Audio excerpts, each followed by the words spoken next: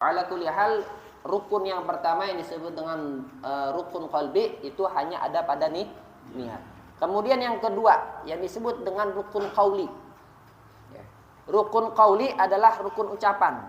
Niat rukun qauli dalam artian syaratnya yang paling utama bihaitsu yasma'u nafsuh. Ini kuping kedengeran kita ngomong. Jangan kita mingkem dong. Saya sholatnya dalam hati. Kagak bisa, bos. Sholat dalam hati, baca Fatihah di dalam hati. Baca takbiratul ihramnya di dalam hati. Kagak bisa. Ada yang namanya rukun qauli, kudu keucap, kudu kedengaran. Allahu Akbar. Ya memang makmum kagak boleh lebih kenceng daripada si imam. Jatuhnya nanti hukumnya makruh buat dia. Imam Allahu Akbar, Allahu Akbar, sama kagak bisa. Makruh. Wah, saya mau balik, kagak ada mau balik. Kalau udah ada mikrofon kagak usah disampai-sampein kalimat begituannya. Kita mazhabnya mazhab Syafi'i. Mau balik kapan? Kalau seandainya kagak kedengaran intiqalatnya si imam ke jamaah yang belakang. Maka orang yang paling ujung yang ada di antara pembatasnya itu disunahin buat dia untuk yubalik kalaupun dia dengar. Kapan itu? Kalau seandainya softnya mungkin terpotong. Lah kalau softnya kagak terpotong, tinggal ngeliat aja, kagak usah disampai-sampein, kagak usah ikut-ikutan. Wah, di Mekah pakai begitu. Kagak sama, enggak sama. Keadaannya kagak sama, mazhab dalam perihal masalah sholatnya pun beda sama kita. Bukan hanya cuma sekedar apa, cuma sekedar wallahu alam, apakah ada ikhtilaf antara ulama dalam hal ini, wallahu alam.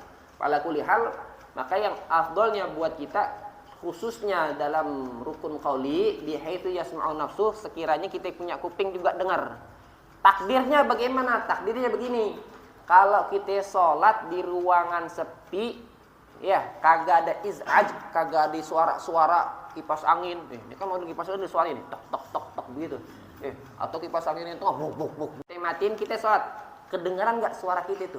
Allahu Akbar. Oh, segini kedengaran. Nanti pas giliran kita sholat di tempat yang rame, kagak perlu kita kencengin di suara. Nggak perlu dikencengin, kagak perlu. Kita kan bukan lagi khutbah Jumat ini. Kita lagi sholat. Apalagi kalau makmuman, udah Allah Akbar. Ini biasanya kalau anak ngencengin suara segini, udah kedengeran kalau di tempat yang sunyi. Nah itu cukup. Jadi nggak perlu kita ngencengin suara, begitu kita sampai di ruangan yang di situ banyak suara, nggak perlu. Cukup sesuai dengan apa yang biasa kita lakukan kalau kita sholat di ruangan yang sempit. Pertama, untuk rukun qauli adalah kalimat takbiratul ihram. Jadi kalimat takbiratul ihram kudu kedengaran. Allahu Akbar. Dan apalagi sambil merem. Dia dapat yang pertama rukun qaulinya kagak sah. Gimana kalau rukun qaulinya kagak sah? Diulang. Istiqnaf dia. Tapi kalau takbiratul ihram karena itu awalnya enggak sah nanti. Salat kitanya jadi kagak sah.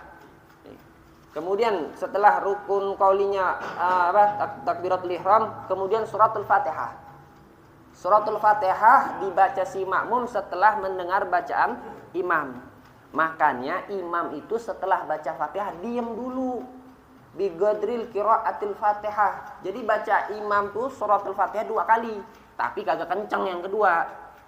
Jangan baca waladhdallin amin bismillahirrahmanirrahim. Lah bingung tuh makmum. Kok baca Fatihah 2 kali? Enggak.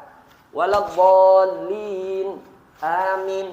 Baca nih imam. Bismillahirrahmanirrahim. Sampai waladhdallin. Kagak usah kenceng-kenceng. Kata dalam kitab Ghusl Karim, kalau seandainya imam meninggalkan hal ini, fala talumanna ila nafsak. Sholatnya si makmum yang salah, yang kurang-kurang, yang nanggung tuh imam. Makanya imam kudu yang benar, kudu yang ngerti. Jadi setelah waladhdallin, diam dulu. Diamnya semane biqadri qiraatul Fatihah. Kalau kata Sayyidul Imam Al-Habis Al-Musyatiri, banyak di antara kita itu termasuk yang sunnatul mahjurah buat lil imam, yaitu kalau pas giliran baca waladhdallin, baca Fatihah waladhdallin, langsung bismillahirrahmanirrahim, alam nasyrah, langsung baca surah. Padahal apa? Kudu dijeda dulu. Setelah waladhdallin, imam khusus ya. Supaya apa tujuannya? Tujuannya memberikan kesempatan buat makmum membaca suratul Fatihah. Tujuannya kenapa? Tujuannya supaya seluruh bacaannya imam didengerin sama si makmum. Karena kalau dalam mazhab Maliki, bacaan imam wajib didengar seluruhnya oleh makmum. Bi ghairi istighlalin. Kagak kudu disibukin apa-apa. Makanya nggak wajib dia baca suratul Fatihah. Yang penting kalau dia jamaah dengerin bacaannya imam.